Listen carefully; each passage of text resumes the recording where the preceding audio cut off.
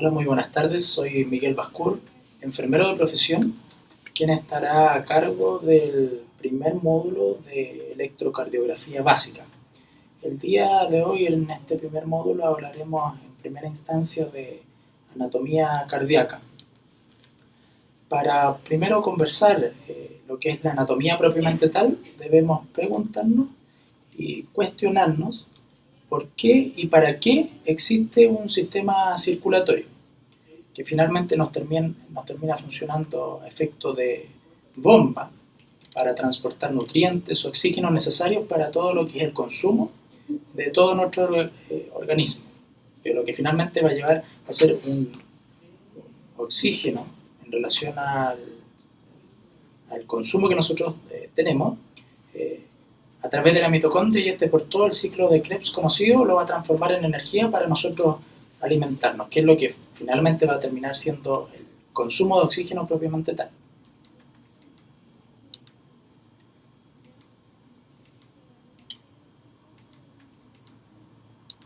Entonces, cuando nosotros conversamos de por qué necesitamos un sistema circulatorio, hablamos de que el sistema circulatorio lo necesitamos para, en primera instancia, y la principal y más importante, el transporte de oxígeno propiamente tal. También dentro de las mismas funciones del aparato circulatorio, donde nuestro corazón va a ser nuestra principal bomba, va a estar el transporte de nutrientes, de hormonas. Una vez que nosotros realizamos el consumo o cada uno de nuestros órganos toma el oxígeno necesario para que se produzca la respiración celular, va a tener un producto de desecho, que en este caso, ¿cierto?, va a ser el CO2. También nos sirve el sistema circulatorio para eliminar este CO2, para la regulación de la temperatura corporal, también para ajustes del suministro en diferentes estados fisiológicos de nuestro cuerpo, ya sea con aumento del trabajo o disminución del mismo.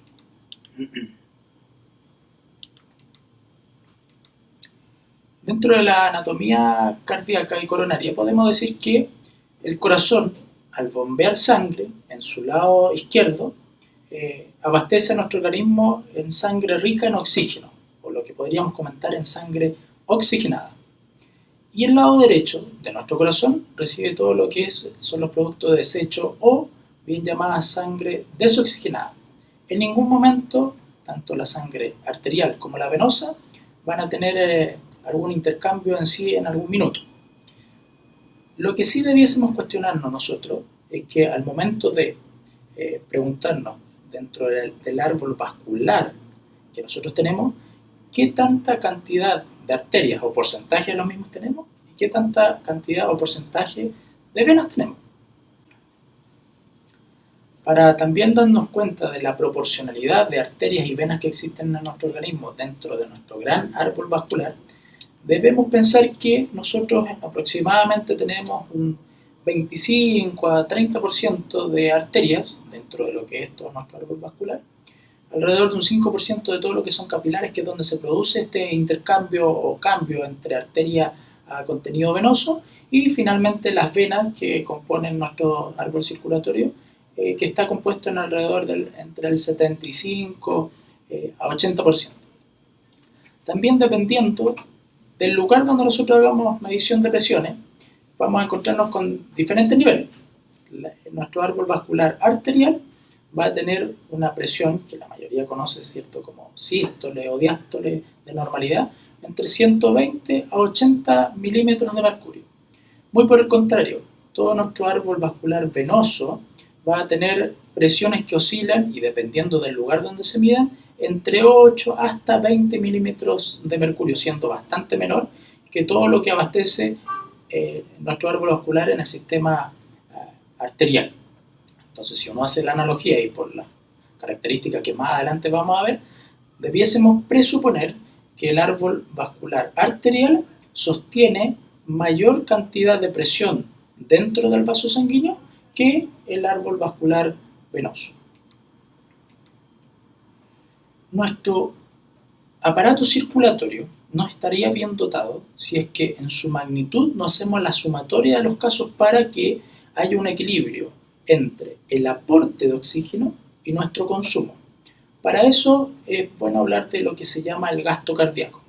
El gasto cardíaco está dado por dos grandes variables, donde la mayoría nosotros vemos en la cual se abastece hasta 3 veces más de lo que realmente necesitamos en nuestro consumo, pero que puede verse modificado ya sea por circunstancias fisiológicas o circunstancias en las cuales ya se incluye dentro de lo que es fisiopatológico. El gasto cardíaco está dado por la frecuencia cardíaca y por el volumen sistólico. La frecuencia cardíaca la podemos monitorizar, ¿cierto? O palpar haciendo, nosotros tenemos por ejemplo la frecuencia cardíaca elevada fisiológica, al consiguiente de hacer ejercicio. Si yo subo, bajo 10 pisos, voy a tener seguramente una frecuencia cardíaca mayor y elevada porque mi cuerpo requiere un consumo mayor al que conocemos como basal. Pero eso va a ser una taquicardia de tipo fisiológica y esa taquicardia me va a conllevar a que aumente mi gasto cardíaco y por ende me abastece de mayor cantidad de oxígeno, de nutrientes, de elementos necesarios para el consumo que en ese minuto de estrés estoy teniendo. Asimismo, el volumen sistólico. El volumen sistólico se compone hoy de las derivadas que son precarga, poscarga y contractilidad. Dentro de la precarga, si yo quisiera hacer una división del corazón derecho-izquierdo, tengo la precarga derecha y tengo la precarga izquierda. La precarga derecha puedo volverla yo con la PVC, si tuviera un catéter venoso central, por ejemplo, y en la precarga izquierda pudiese yo evaluarla con todo lo que es la presión de enclavamiento pulmonar con quizás un catéter de arteria pulmonar. La contractilidad está basada en una fórmula, pero más que nada me dice qué tanto se puede estirar nuestra fibra cardíaca miocárdica para sostener un volumen sistólico determinado. Más o menos va a depender entre hombre y la mujer, pero lo que se considera como normal de volumen sistólico es entre 60 a 100 ml por latido. Entonces, por cada latido cardíaco que exista en una persona, lo voy a multiplicar por la frecuencia cardíaca y eso me va a dar el gasto cardíaco expresado en litros por minuto. La normalidad es que esto acontezca sean 5 o 6 litros por minuto en una persona adulta de aproximadamente 70 kilos y lo adecuado sería siempre llevarlo a lo que es un índice o adecuarlo al área de superficie corporal, porque no va a ser lo mismo 5 litros en un pequeño de 30 kilos que los mismos 5 litros de gasto cardíaco en una persona adulta de ya 70 kilos. Para introducirnos en definitiva a lo que queremos conversar en relación a la anatomía del sistema cardiovascular, vamos a hablar del corazón, la morfología y estructura, la histología, fisiología, la regulación, vasos sanguíneos que componen nuestro árbol vascular y que algo ya hemos hablado en el transcurso de esta presentación, las arterias, los capilares, las venas y la presión arterial que finalmente van a tener manteniendo y soportando esta bomba que ejerce el corazón al expulsar una determinada cantidad de volumen sistólico. Ahí tenemos en la presentación nuestro corazón con todo nuestro árbol vascular, incorporando cada uno de los elementos que vamos a hablar a continuación. Primero debemos hablar que la circulación sanguínea es una circulación o cumple, digamos, con ciertas características. Una de ellas es que es cerrada. ¿Por qué la circulación sanguínea es cerrada? Porque la sangre en ningún momento de normalidad, ¿cierto?, sale de los vasos sanguíneos. Otra característica de la cual se compone la circulación sanguínea es que es doble. La sangre pasa 2 veces por el corazón, habiendo 2 circuitos. Completa la sangre oxigenada y la desoxigenada no se mezclan. Esa es otra característica muy importante de nuestro aparato circulatorio, en la cual nuestro sistema circulatorio es completo. La parte derecha del corazón solo bombea sangre desoxigenada y la izquierda bombea solamente sangre oxigenada.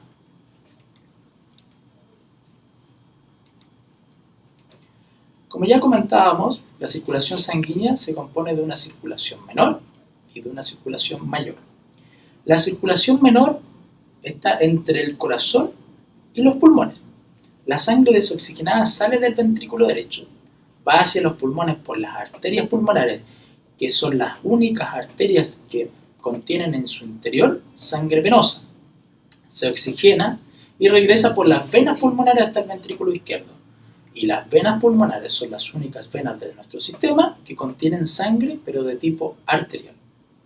La circulación mayor está dada entre el corazón y los demás órganos y tejidos, o que pudiésemos llamar circulación sistémica, donde aquí la sangre oxigenada sale del ventrículo izquierdo por la arteria aorta, lleva a los órganos oxígenos y nutrientes y vuelve al corazón por las venas que confluyen en las venas cavas, que puede ser superior o inferior, hasta la aurícula derecha. Otra de las características que podríamos dar en relación a la morfología de nuestro corazón es que es un órgano muscular. Se compone de un órgano muscular hueco. Externamente, si nosotros lo vemos visualmente, externamente presenta dos surcos, uno transversal y otro longitudinal. Por estos surcos pasan venas y arterias coronarias que finalmente igual van a terminar irrigando nuestro corazón y, por la parte venosa, sacando la sangre desoxigenada de nuestro flujo coronario. Como características generales, deberíamos decir que el peso del corazón es de aproximadamente 270 gramos en el hombre y de aproximadamente 260 gramos en la mujer. La capacidad varía con la edad y con aspectos patológicos, pero es de alrededor de 550 centímetros cúbicos aproximadamente. Dentro de las características, además del corazón, debemos mencionar que la componen algunas arterias que el corazón o que el contenido muscular miocárdico necesita para funcionar y hacer las veces de bomba mecánica. Existen varias arterias que cumplen ese propósito y que los vamos a ver en unas diapositivas que vienen más adelante. Dentro de la morfología y estructura del corazón, también debemos decir que a la aurícula izquierda llegan las 4 venas pulmonares. A la aurícula derecha llegan las 2 venas cavas.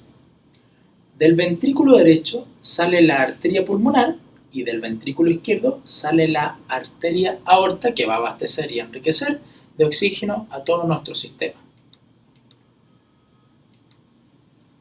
Acá podemos ver algunas de nuestras válvulas que separan tanto nuestro lado derecho e izquierdo del corazón como nuestra irrigación pulmonar y de tipo sistémica. Dentro de las válvulas cardíacas podemos decir que están compuestas por tejido fibroso y elástico, que están revestidas por endotelio, que se unen al esqueleto fibrocolagenoso a través de las cuerdas tendinosas a los músculos papilares cardíacos. Son avasculares y dentro de las 4 válvulas que encontramos en nuestro corazón tenemos la aórtica, mitral, pulmonar y tricúspide.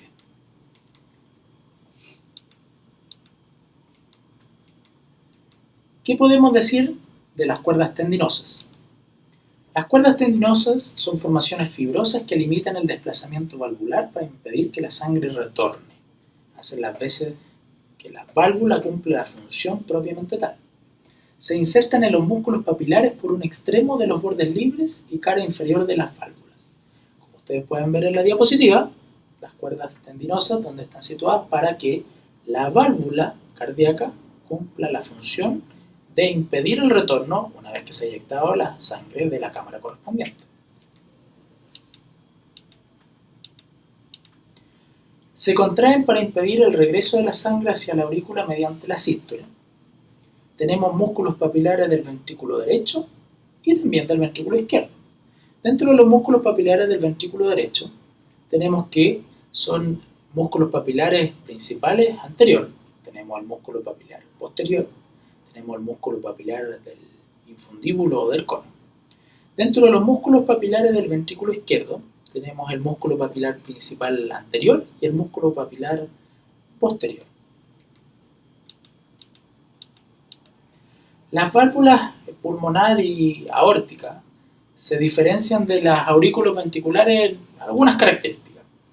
Las válvulas no están unidas a las cuerdas tendinosas ni músculos papilares. Sus valvas Estas por su forma se abren en la sístole ventricular para el paso de sangre a grandes vasos. Se cierran en diástole por peso y presión de las columnas sanguíneas intrapulmonar e intraaórtica. Se ajustan unas a otras haciendo un cierre perfecto. Poseen en el borde libre los nódulos de Arancio en la aorta y los nódulos de Morgani en la pulmonar. Aquí podemos ver nosotros en la diapositiva la válvula pulmonar, la válvula aórtica, la válvula mitral y la válvula tricúspide. Hablando ya de la parte histológica del corazón, podemos decir que esta se compone o tiene tres capas. Una es el pericardio, otra es el endocardio y la tercera y última es el miocardio. El pericardio es una doble capa serosa que envuelve externamente el corazón. El endocardio es un endotelio simple que tapiza el corazón por dentro. Y el miocardio está formado por tejido muscular cardíaco que es autoexcitable, no tiene estimulación por el sistema nervioso. Ahí vemos las capas que histológicamente comentábamos recientemente, donde se aprecia el pericardio. Bajo el pericardio nosotros encontramos el líquido pericárdico, en donde pudiese haber también una inflamación a este nivel, lo que usualmente se conoce como pericarditis. Importante observar que dentro de la fibra cardíaca hay unos núcleos y fibras musculares que podemos ver y hacen las veces de contracción. Dentro de la fibra muscular cardíaca también encontramos los discos intercalares. Los discos intercalares, como se puede ver por la tensión de hematoxilina y eosina, es uno de los métodos más populares de tensión.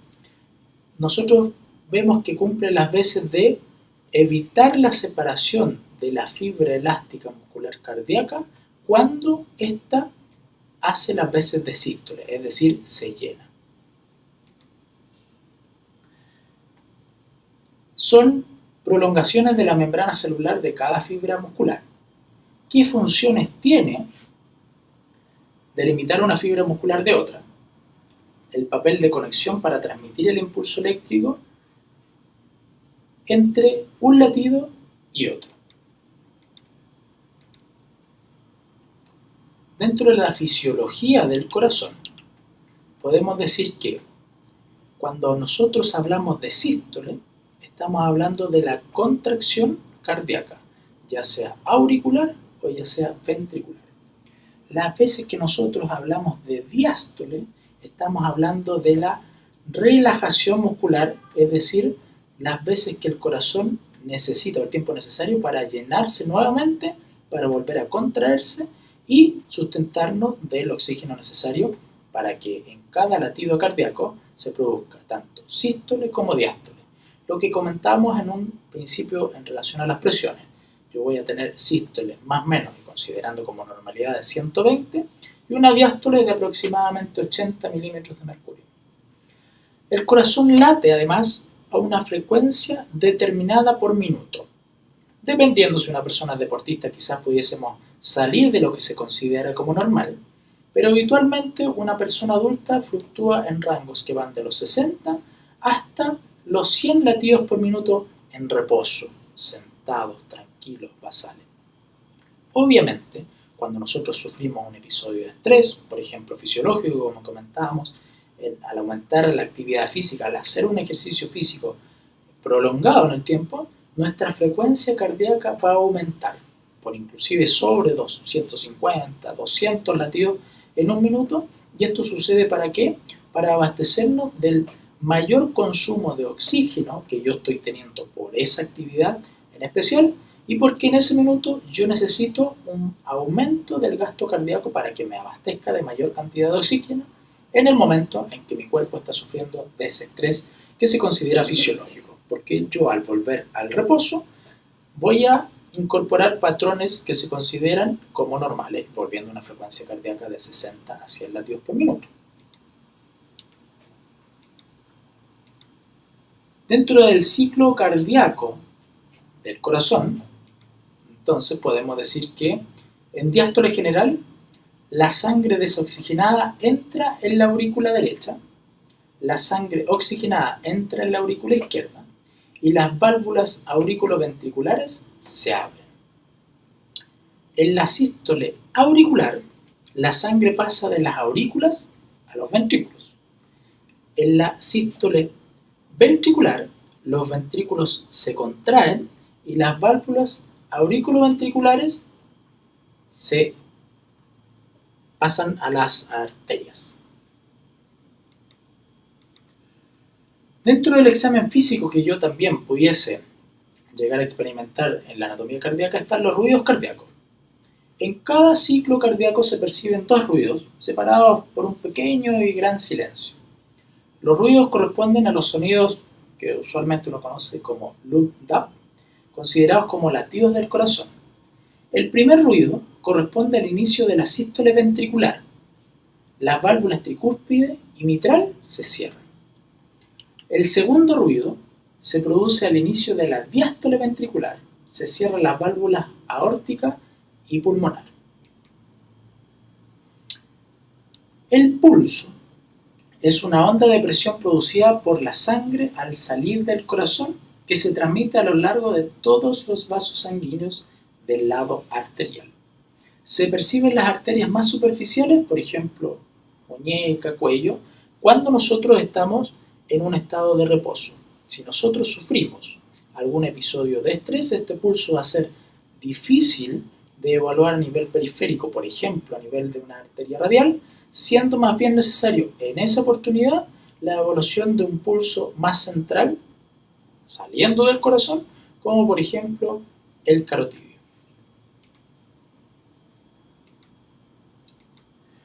La regulación de la actividad cardíaca se produce o comienza en el nódulo sinoauricular o sinoatrial.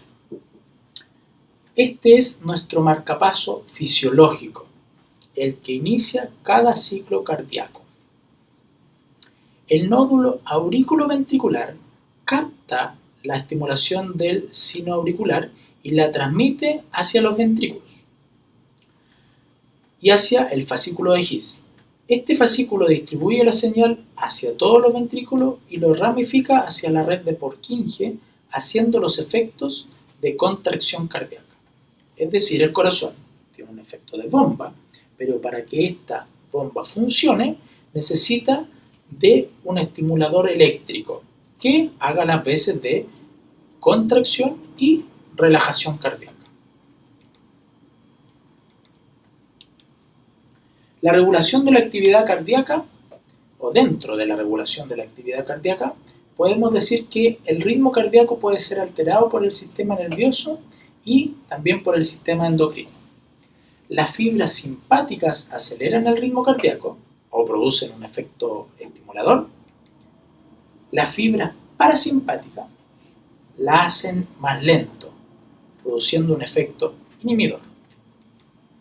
Algunas catecolaminas endógenas, como son la adrenalina y la noradrenalina, que son estas catecolaminas sintetizadas en cápsulas suprarrenales, y la tiroxina sintetizada en la tiroides, aumentan el ritmo cardíaco. Estas catecolaminas se producen en episodios de estrés. Es por aquello que si yo tengo alguna insuficiencia suprarrenal en un episodio de estrés, puede ser que la adrenalina o noradrenalina endógena no se produzca la suficientemente cantidad y por ende no me produzca un gasto cardíaco necesario que en ese minuto necesita mi organismo para subsistir. Toda esta actividad eléctrica del corazón es captada por un electrocardiograma. Del electrocardiograma conversaremos en una presentación posterior, pero es necesario comentar en esta oportunidad que registra la actividad eléctrica que se produce en el miocardio.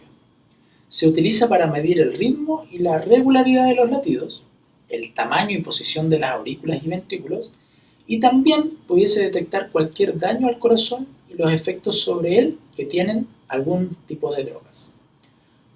El trazado normal del cual va a estar provisto un electrocardiograma va a ser de las ondas P, QRS, T, donde, esto lo vamos a explicar con más profundidad en siguientes presentaciones, pero para diferencia de la que estamos abordando en esta oportunidad, vamos a decir que la onda P es la despolarización auricular. Lo vamos a transmitir con más comprensión más adelante, ¿cierto?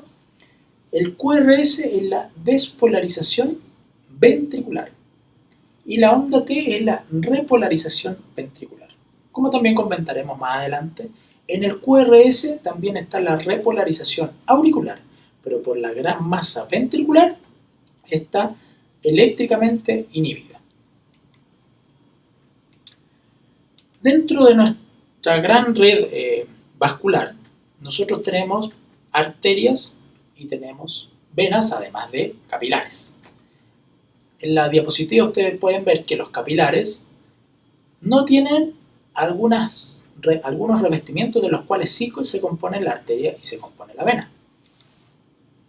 Por ejemplo, la arteria lleva sangre desde el corazón hacia todos los tejidos. Tiene una túnica adventicia externa y de tejido conjuntivo, túnica media de fibra muscular lisa y túnica interna de endotelio.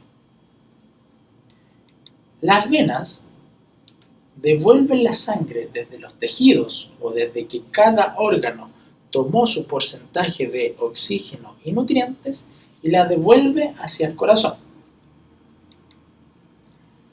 La vena tiene una túnica adventicia más gruesa que las arterias, tiene una túnica media más delgada que la arteria, y esa diferencia la hace porque, como comentábamos anteriormente, la presión dentro del vaso arterial es muchísimo mayor que la presión que debe soportar la vena intravascular. Tiene una túnica interna, y lo que sí también hace una diferencia entre una arteria y una vena es que la vena tiene válvulas que evitan el retroceso de la sangre. En la insuficiencia venosa es lo que uno conoce habitualmente como aquel éxtasis que se produce por lo general alguna de las extremidades y que consiguientemente inclusive nos pueden llevar a tener alguna enfermedad trombótica de tipo venosa. Los vasos sanguíneos capilares son aquellos en los cuales se hace el intercambio entre una arteria y una vena. Esta arteria se va a transformar en una arteriola y esta vena en una vénula, en donde se va a producir o a traspasar el contenido oxigenado hacia el contenido desoxigenado. Son muy finos, entre 8 y 10 micras aproximadamente. Tienen una sola capa de tejido epitelial, porque, por la cantidad de presión que manejan en el intravascular, no requieren de más tampoco. Su función principal es el intercambio de sustancias entre la luz de los capilares y el líquido intersticial de los tejidos. Se estima que la longitud total de todos los capilares de nuestro cuerpo humano es de aproximadamente unos 100.000 kilómetros. ¿Qué podemos comentar de la presión sanguínea? Es la presión que ejerce la sangre sobre las paredes de las arterias. Hay diferentes instrumentos para poder medir esta presión. Uno de ellos, no invasivo, es por ejemplo la presión invasiva llamada propiamente tal, esfingomanómetro. Existen otros dispositivos que usualmente se utilizan en cuidados intensivos, en lo cual a través de una bránula, alguna cánula que se inserta al interior de la arteria, pudiese yo también obtener la onda de esta presión arterial, que la voy a ver reflejada en un monitor. Importante sí es saber que la presión máxima coincide con la sístole ventricular y la mínima coincide con la diástole, es decir, sístole, contracción, diástole, relajación.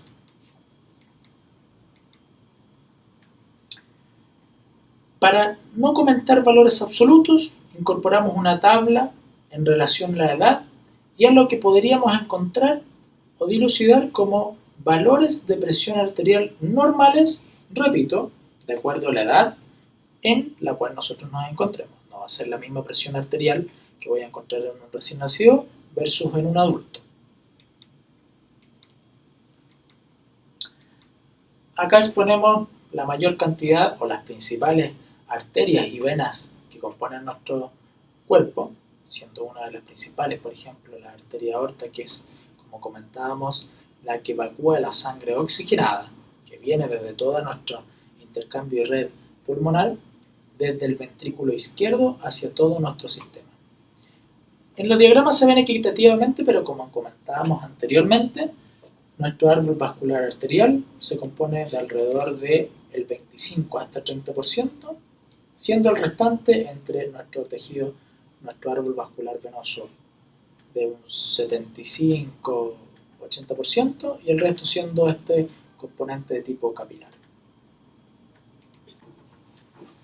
Para que la fibra muscular logre la contracción, existe conformación de sarcómera.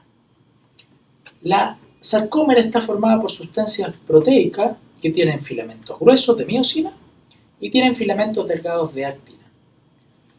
La fibra muscular cardíaca, o dentro de la fibra muscular cardíaca, la miosina es una proteína fibrosa cuyos filamentos tienen una longitud de 1,5 micrómetros que conjuntamente con la actina permiten principalmente la contracción del músculo cardíaco. Están intercaladas unas con otras, por cada 6 actinas hay una miosina, se deslizan hacia los extremos opuestos para dar paso a la contracción propiamente tal. Aquí observamos en el dibujo la sarcómera, que finalmente a través de la actina y la miosina va a hacer o a provocar que se produzca la contracción miocárdica. Tenemos un corte histológico donde varias forman finalmente nuestro tejido muscular.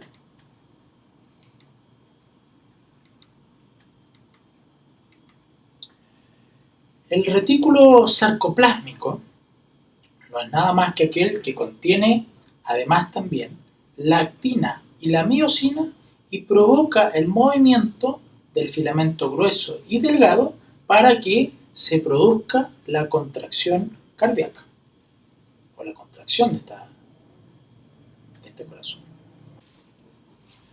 Para terminar, dentro de lo que hemos conversado como anatomía cardíaca general, podemos hacer un resumen para finalizar esta presentación. Primero que nada decir que el sistema circulatorio requiere de una bomba que genere el movimiento de la sangre. Esta es la bomba que nosotros conocemos como miocardio o corazón. Existen dos sistemas circulatorios en serie. Uno es el pulmonar y otro es el sistémico, en donde el pulmonar va a oxigenarse la sangre para por el ventrículo izquierdo ser distribuida finalmente hacia todo nuestro sistema, o sea, nuestro sistema circulatorio sistémico. También podemos decir que las aurículas cargan a los ventrículos.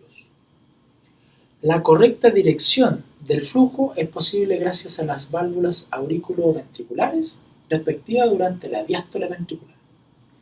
Y los ventrículos son las bombas que llenan su respectivo sistema arterial durante la sístole.